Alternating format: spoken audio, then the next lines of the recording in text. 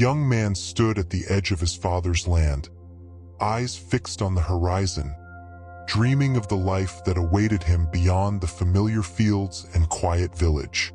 He was tired of the routine, tired of waiting for his inheritance, tired of the rules that seemed to bind him. The world beyond looked promising, full of adventure, freedom, and pleasure. He could no longer wait. One day, he approached his father with a bold request. "Father, give me my share of the inheritance now." In that culture, such a request was unthinkable. Essentially, he was telling his father, "I wish you were dead so I could have what's mine." But the father, with deep sadness, granted his request. He divided the wealth and gave the younger son his portion. Without looking back, the young man gathered his belongings and left for a distant country. For a time, life was everything he had imagined. He spent freely, partied endlessly, and surrounded himself with people who admired his wealth. He was the center of attention, living without restraint. But what he didn't realize was that his fortune was slipping through his fingers like sand. Then came the famine. His money was gone, his so-called friends disappeared, and hunger gnawed at his stomach. Desperate and alone, he found work feeding pigs, a humiliating job for a Jewish man. As he stood in the filth, longing to eat even the pods the pigs were eating, reality struck him. What have I done? He had left a home where he was loved, where he had everything he needed, only to end up destitute and forgotten. In that moment of despair, a thought surfaced in his heart. Even my father's servants have food to eat, and here I am starving. Determined, he rehearsed the words he would say. "Father, I have sinned against heaven and against you. I am no longer worthy to be called your son. Make me like one of your hired servants."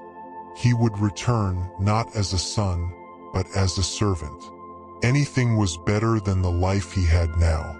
So he set off, exhausted and ashamed, expecting to find a closed door or at best, a reluctant acceptance. But as he neared his father's house, something unexpected happened. His father had been watching. From a distance, the old man saw his son and, filled with compassion, ran to him. Not walking, not waiting, but running. He threw his arms around his son and embraced him. The son, overwhelmed, started his rehearsed apology. "Father, I have sinned against heaven and against you. I am no longer worthy." But the father didn't let him finish. He called his servants. "Quick, bring the best robe and put it on him. Put a ring on his finger and sandals on his feet. Kill the fattened calf. Let's celebrate, for this son of mine was dead and is alive again. He was lost and is found." It was a moment of pure grace. The son expected rejection or at best, a chance to earn his way back. But the father restored him completely, not as a servant, but as a son. Meanwhile, the older brother, who had remained dutifully at home, heard the celebration and became angry. "All these years I've served you, and you never gave me so much as a young goat to celebrate with my friends. But this son of yours, who squandered everything, comes back and you throw a feast." The father's response was tender but firm. "My son, you are always with me, and all that I have is yours. But we had to celebrate, because your brother was lost and now is found." This parable, told by Jesus, reveals profound lessons about redemption, grace, and the heart of God. Many of us, like the younger son, have strayed. We've pursued things that left us empty, believing we knew better than God.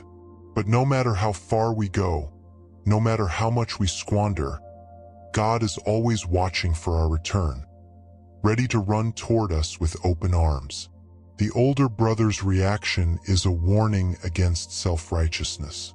It's easy to believe that our faithfulness earns us favor, that those who stray should be punished, not welcomed. But God's grace is for all, both the rebellious and the dutiful.